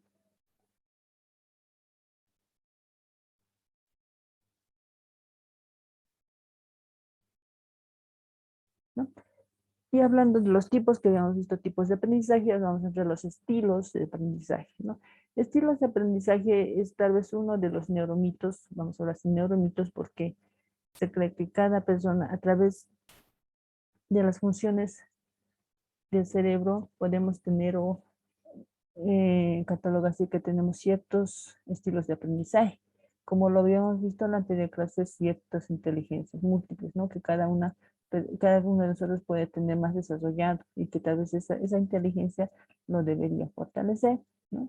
Entonces, en los estilos de aprendizaje es casi lo mismo, ¿no? Que cada uno tiene una forma de aprendizaje y de esa manera puede aprender mejor, ¿no? Como dice acá, dentro del sistema celular se debe conocer un proceso sistémico, organizado y regulado de acuerdo a las etapas de desarrollo y la interacción con el entorno sociocultural. Así pueden tener como el estilo de aprendizaje aquellos conjuntos, son estrategias que cada estudiante utiliza de manera habitual, ¿no? Cuando se enfrenta a la tarea de aprender, tomando en cuenta sus características, atributos vinculados, limitaciones, fortalezas, todo eso va viendo, ¿no? Las estrategias que el estudiante tiene a la hora de aprender, a la hora de tener o incluso de estudiar para un examen, ¿no? Ciertas personas, tenemos una manera mejor de estudiar. Por ejemplo, hay personas que estudian, digamos, no, a mí no me gusta estudiar, por ejemplo, en silencio, que nadie, ni un ruido, y así capto mejor, ¿no? Y eso es otros dicen, no, si yo estudio así me voy a dormir, yo necesito que esté alguien, digamos, que haya una música de fondo, algo que me anime y que me motive. Entonces, esas son diferentes, ¿no? Formas o estrategias de aprendizaje o para estudiar un examen, para estudiar, para leer o para hacer un tema, para hacer una tarea, ¿no? Entonces, de acuerdo a esos, si ven cada uno de esos estrategias son estilos de aprendizaje. Incluye también sobre todo ahora con la neurociencia, que gracias a la neurociencia se conoce con el término de neuromito, e influye sobre las estructuras cerebrales y que al ser una característica propia del estudiante, el docente se encuentra en la función de identificar, ¿no? De responder a las necesidades de cada estudiante. Sabemos que no todos los estudiantes tienen la misma la misma captación o concentración a la hora de clases, ¿no? A veces unos están distraídos, unos están atentos, incluso hay estudiantes que les gusta sentarse atrás, bueno, porque bueno, no quiero que me diga nada o adelante, pero a veces eso influye mucho en el aprendizaje, ¿no? Muchos estudiantes por que se van atrás es porque, bueno, o tiene algo que ver con la personalidad, tiene algo que ver con el miedo, tal vez, dependiendo, ¿no? O tal vez que no quiere que participen, y ciertas actitudes, ¿no? Que se puede ver, pero a veces hay esos, incluso ver el aula, el ambiente, cómo uno puede formar, o puede hacer un aula adecuada para que vaya un aprendizaje, no tal vez como antes, que era más, digamos, aulas más llenas, incluso más atrás iban, y no había pues ese aprendizaje significativo, ¿no? Incluso hoy en día se ha cambiado todo eso, ya no hay aulas o estudiantes que estén con 40 estudiantes en un aula pequeña, ¿no? Entonces ya como que eso ya han dividido hasta que sean menos estudiantes por aula. ¿Para qué? Para que haya una enseñanza y aprendizaje más personalizado, tal vez más individual, ¿no? Que antes. Entonces, de acuerdo a eso se está manejando hoy en día, ¿no? Hay escenarios más donde el estudiante se vuelve más participativo, hay la parte colaborativa, entonces eso existe. Y ahora estamos incluso en las aulas virtuales, ¿no? Eso ya se maneja en los estudios o aprendizajes colaborativos, ¿no? No solamente en la parte presencial, también ahora en las aulas virtuales. Entonces, de acuerdo a eso se ve, ¿no? ¿Qué estilo de aprendizaje puede tener el estudiante? Y este estilo de aprendizaje también se relaciona con el tipo o la inteligencia que pueda tener, ¿no? Entonces, ahí vamos. Y vamos a ver ahorita dos autores que han trabajado mucho o han dado sus ideas casi similares a qué estilos de aprendizaje existen.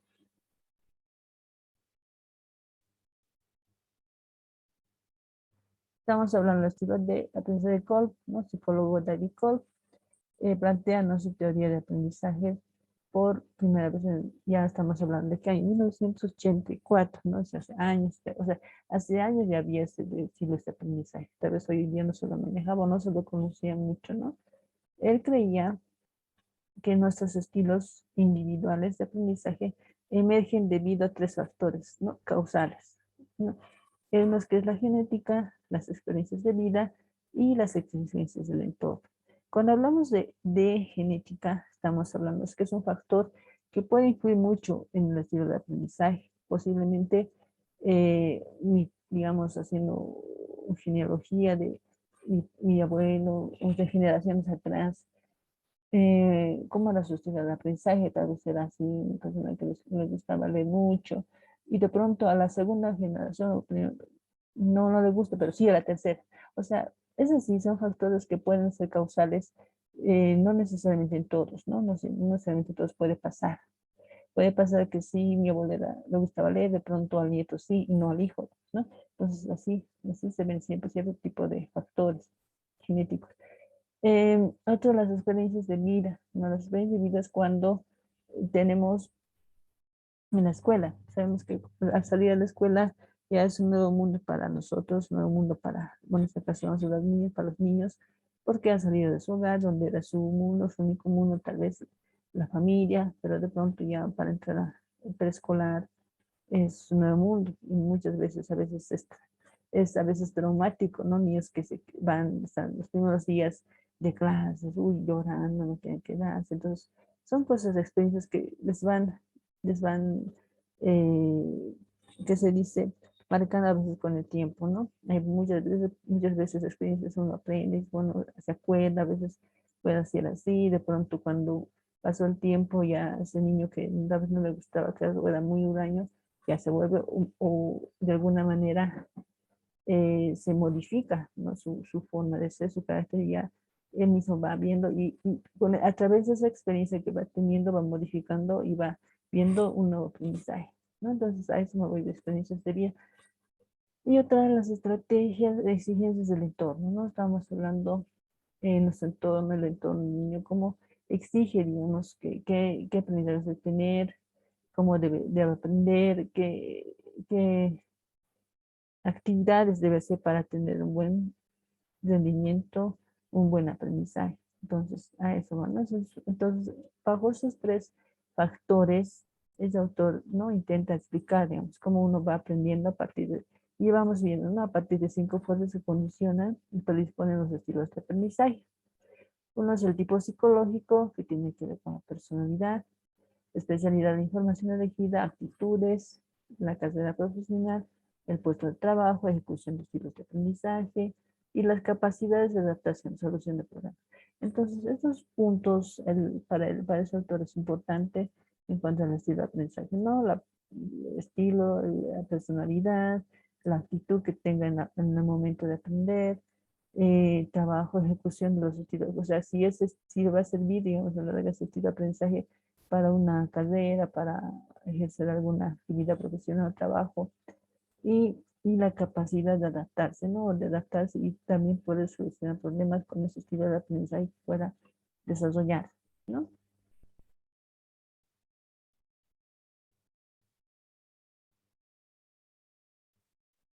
Y además de describir los 4 estilos de aprendizaje diferentes, Koch también desarrolló una teoría del aprendizaje experiencial, se llama, ¿no? Y es un inventario de estilos de aprendizaje, ¿no? Y el inventario. En esta ocasión, lo que él habla de la experiencia experiencial, la aprendizaje experiencial, en su teoría de la experiencia, del aprendizaje, es visto como un ciclo de 4 etapas, ¿no? Se da 4 etapas en el aprendizaje experiencial. Uno es, en primer lugar, las experiencias inmediatas y concretas, las cuales sirven de base para la observación, ¿no? Si vamos a ver, uno tiene que tener, digamos, alguna base inmediata, algo para ver, mediante la observación uno va aprendiendo. Entonces es importante la observación. Va viendo cada comportamiento, cada actitud. Entonces, mediante eso va aprendiendo. Incluso a veces, en esta ocasión, vamos a ver, vamos a tomar el ejemplo, se va viendo la imitación, ¿no? Imitación, un modelo a seguir. Entonces, eso es como una base que va siguiendo, una especie de, como dice, aprendizaje experiencial, ¿no? La primera. La segunda es el individuo reflexiona sobre estas observaciones y comienza a construir una teoría general, ¿no? De acuerdo a lo que esa persona piensa que debería ser o no debería ser así. El aprendizaje que, digamos, más le parece más positivo, negativo, depende, va diferenciando, ¿no? De lo que puede significar esta información para él. Es importante, es prioritario, no, esto no es importante. Entonces ahí va diferenciando, va eligiendo, pues, a través de lo que he observado, qué aprendizajes les sirve para formarse una teoría y a través de ello también una reflexión, ¿no? De lo que está aprendiendo. En tercero es el ciclo, este ciclo, el aprendiz forma conceptos abstractos y generalizaciones basadas en sus hipótesis. Entonces, una vez que tiene una base, a partir de la observación, ha hecho algunas reflexiones sobre eso, ha elegido, ha visto qué información le parece significativa y de acuerdo a eso ha hecho conceptos, ha hecho hipótesis, si está bien, si está mal, lo general particular, qué es lo más importante, entonces, ¿no? ¿Qué es lo que le sirve más para su futuro? Entonces, todo eso va viendo, ¿no? En esta parte del aprendizaje experiencial. Y por último, el estudiante prueba las implicaciones de sus conceptos en situaciones nuevas. Es decir, una vez que él ha tenido la observación, lo ha puesto en práctica, es decir, ha elegido, ha hecho una teoría de lo que ha aprendido, ha hecho una hipótesis y de acuerdo a eso, lo que ha sacado, lo que ha aprendido, lo ha puesto en práctica. Es como se puede decir en práctica en ciertas situaciones nuevas, ¿no? Por cómo resolver un problema, ya sé cómo resolverlo, voy a hacer de esta manera, ¿no? Entonces, esos son los 4 pasos, así, ciclos de el aprendizaje experiencial. Y ahora vamos a entrar ya así a los estilos de aprendizaje según Ford, ¿no? Eso estamos hablando de lo que habíamos visto en un minuto, ¿no? Teoría del aprendizaje experiencial. Estamos viendo uno, ¿no? Las experiencias inmediatas y concretas sirven de base de la observación, ¿no? 2, el individuo reflexiona sobre estas observaciones. Comienza a construir una teoría. Y 3, estudia. El estudiante forma conceptos abstractos y el estudiante prueba la implicación en conceptos a lugares, a experiencias nuevas, ¿no?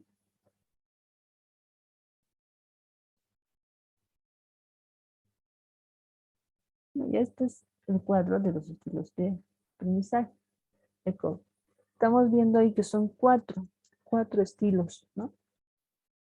Estamos viendo el acomodador, el divergente, convergente, asimilador, y vamos viendo una experiencia concreta, experiencia activa, conceptualización abstracta, y ese cuadro es lo que cada uno, tal vez alguno de ustedes se identifiquen con alguno de estos estilos de aprendizaje. Tal vez es más de actuar, más de experimentar, reflexionar, teorizar. Entonces, esos son los 4, ¿no? Y ahí lo vamos a ver ahorita, cada uno de ellos, a qué se refiere y para qué actividad va. No, estamos viendo el convergente. Lo que nos viene el convergente son personas con ese estilo de aprendizaje que poseen habilidades que predominan en áreas de abstracción, conceptualización, experimentación activa. Son las personas que les gusta crear hipótesis, teorizar, ¿no? Son muy expertas en la creación de práctica de ideas, tienden a desempeñar mejores situaciones de las cuales hay una sola mejor solución o problema o respuesta a un problema, ¿no? Entonces, personas que hacen conceptos, hipótesis, experimentos, entonces van saliendo a una solución directa. Son más prácticas, ¿no?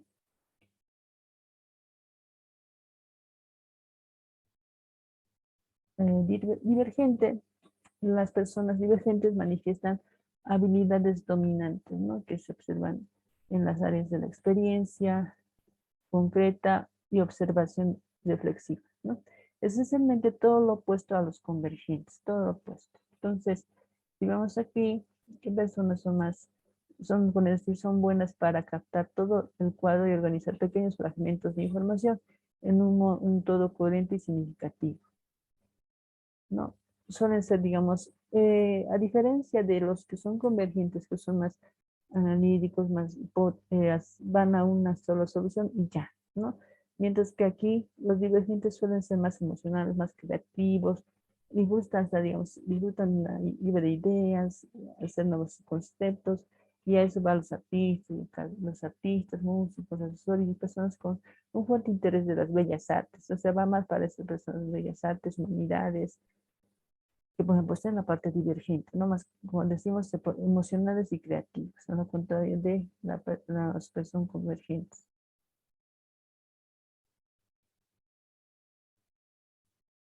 El asimilador, como lo dice Hope. Los asimiladores son más expertos en áreas de abstracción, conceptualización y observación reflexiva. La comprensión y creación de modelos teóricos son sus mayores fortalezas, ¿no?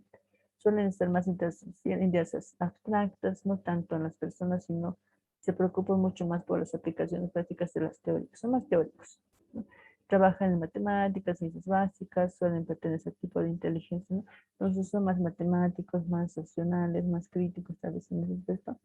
Y ahí vemos, ¿no? Más de la ciencia, por eso hay este pequeño dibujito que va ahí más científico, pues, ¿no? Trabajo implica la planificación e investigación. Y el acomodador, que son las personas con este tipo de aprendizaje, tienen fortaleza en la experiencia concreta y experimentación activa, ¿no? Estilo es básicamente lo contrario a lo estilo del asimilador también.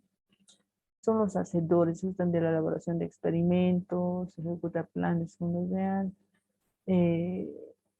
Les aprendizaje, los acomodados son los que más tienen a asumir los más grandes riesgos, ¿no? Les gustan los riesgos. Podríamos poner como aquí un ejemplo, ¿no? De así personajes como decir, científicos, los que les gusta experimentar, como por ejemplo Einstein, digamos, ¿no? Estaba bien la parte de la física, matemática, entonces no cogía riesgo y al final hizo, ¿no? Varias teorías, entonces ahí vamos, ¿no? Son buenos para pensar con los pies en la tierra y cambiar sus planes. Y conforme a la nueva información para resolver problemas, por lo general utilizan un enfoque ensayo y error, ¿no? Y más voy a decir, es más que todo para las personas que les gusta más trabajar en laboratorio, eh, más en experimentos así químicos, físicos, ¿no?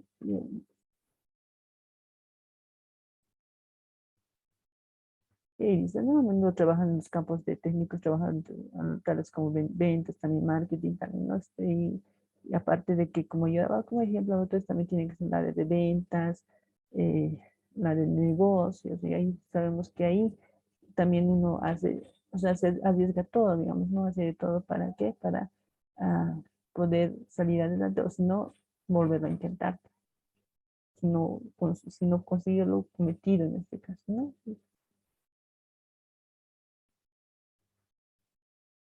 Y otro autor importante que es casi similar a los cuatro estilos de aprendizaje que les acabo de nombrar es Honey. Honey igual, ¿no? Él dice o elabora su estilo de aprendizaje. En este caso pone que para aprender algo debemos trabajar o procesar la información que recibimos, ¿no? Uno de una experiencia directa, concreta, que lo llama como estudiante activo, o bien de una experiencia abstracta, que es la que tenemos cuando leemos acerca de algo o cuando alguien nos la cuenta, estudiante teórico. Las experiencias que tenemos concretas, abstractas, se transforman en conocimiento cuando las elaboramos de alguna manera, ¿no? Y pueden ser reflexionando, pensando en ellas, podríamos ser como un estudiante reflexivo y experimentando de forma activa con la información, no recibir estudiantes normal. Entonces, de ahí vamos a ver cada una de ellas con más detalle, que también son 4 estilos, ¿no? Entonces, la mayoría de nosotros en la práctica tenemos, o tendemos en este caso, tal vez especializarnos en alguna de esas. Tal vez alguno de ustedes se ha identificado con algún estilo de aprendizaje, como en la anterior vez, tal vez con un estilo, con una inteligencia múltiple, ¿no? Y ahorita lo vamos a ver de acuerdo a Juan, que lo hace más específico, ¿no? Puede diferenciar 4 tipos de estudiantes, ¿no? Dependiendo de la fase en la que prefieran trabajar. Por ejemplo, el estudiante activo. ¿Cómo es el estudiante activo? ¿Cómo es el reflexivo? ¿Cómo es el teórico? Y eso lo vamos a ver ahora, ¿no? En función de la fase del aprendizaje en la que nos especializamos, el mismo contenido nos resultará más fácil, ¿no? O más difícil de comprender, de aprender, de cómo nos presentan y de cómo lo trabajamos en la, ¿no? Y ahí vamos, los estudiantes activos. ¿Cómo son los estudiantes activos? Como su nombre lo involucra, son totalmente, se involucran totalmente sin prejuicios en las experiencias nuevas, disfrutan del momento presente y se dejan llevar por acontecimientos. Suelen ser entusiastas ante lo nuevo, tienen a actuar primero y pensar después en las consecuencias. ¿No? Llenan sus días de actividades y tan pronto disminuye el encanto de una de ellas, se lanzan a lo siguiente, ¿no? Les aburre, digamos, estar en lo mismo, les gusta estar activos en en nuevas actividades, ocuparse de planes a largo plazo, construir proyectos, les gusta trabajar rodeados de gente, pero siendo el centro de las actividades, ¿no? Que lideriza las actividades. La pregunta que quieren responder es cómo, no sé cómo hacer, cómo hacer esto, cómo hacer otro. Entonces aquí el estudiante activo es el que va, ya le gusta considerar proyectos, pero no que sean tan largos, no sean cortos, sean inmediatos y van a lo concreto. Así son los estudiantes activos.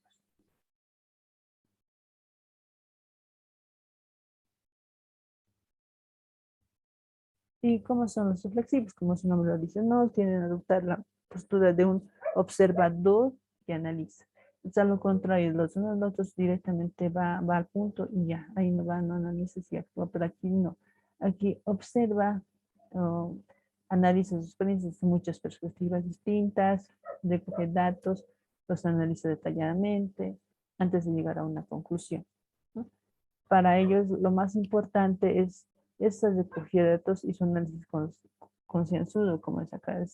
Así que procuran posponer las conclusiones todo lo que puedan, ¿no? Lo que se pueda sacar.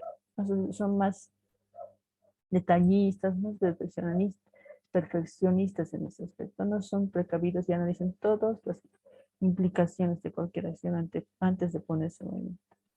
No en las reuniones con ahí observan, escuchan antes de hablar y lo procesan, ¿no? Van a ver qué es, digamos, lo más coherente decir, qué es lo que no es mejor no decir, entonces van analizando, digamos, de acuerdo al discurso que haga. La pregunta que quieren responder con el aprendizaje es ¿por qué? ¿No? ¿Por qué del otro? ¿Por qué este? ¿Por qué este? Entonces son más, como su nombre dice, reflexivos y analistas.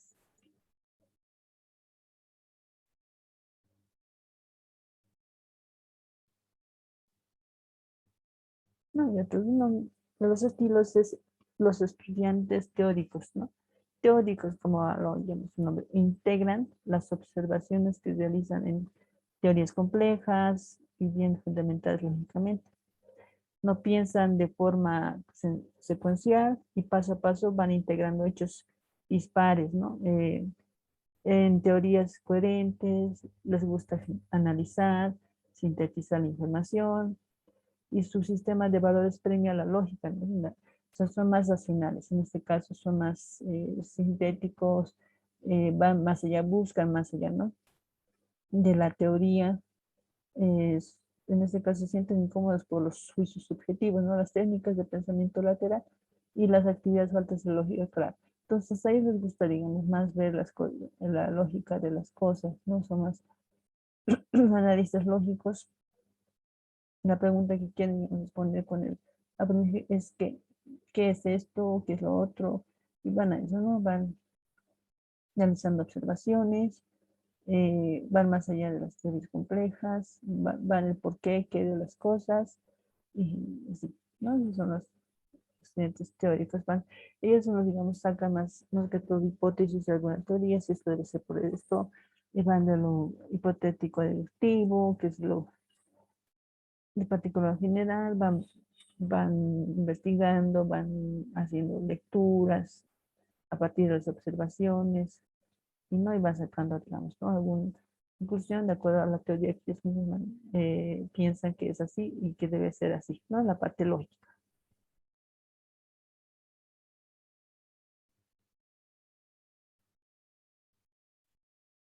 ¿No?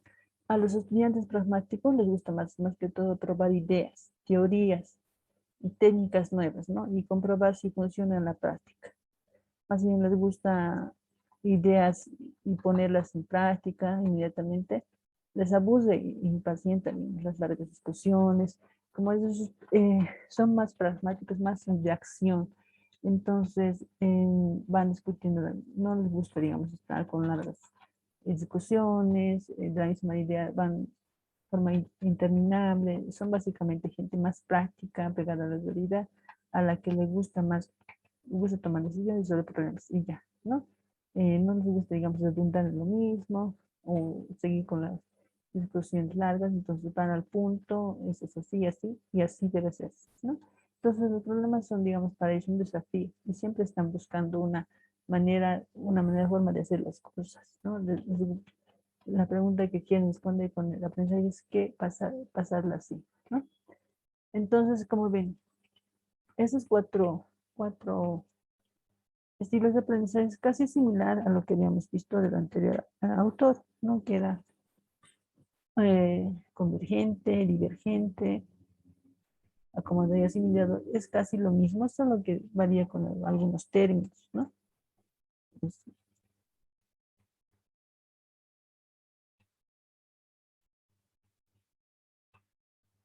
¿No? Y por último, tal vez, para acotar, ¿no? Queda claro que el aprendizaje es tal vez una forma y el medio de donde uno adquiere, ¿no? Y cumple la función vital de la supervivencia del ser humano, ¿no? Entonces, para que el ser humano tenga un buen aprendizaje es muy importante para sobrevivir, y cualquier tipo de aprendizaje nos hace supervivientes, digamos, en esta vida que últimamente, bueno, se ha vuelto más compleja, ¿no? Que siempre.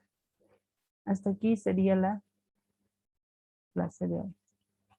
Tal vez tuvieran alguna pregunta.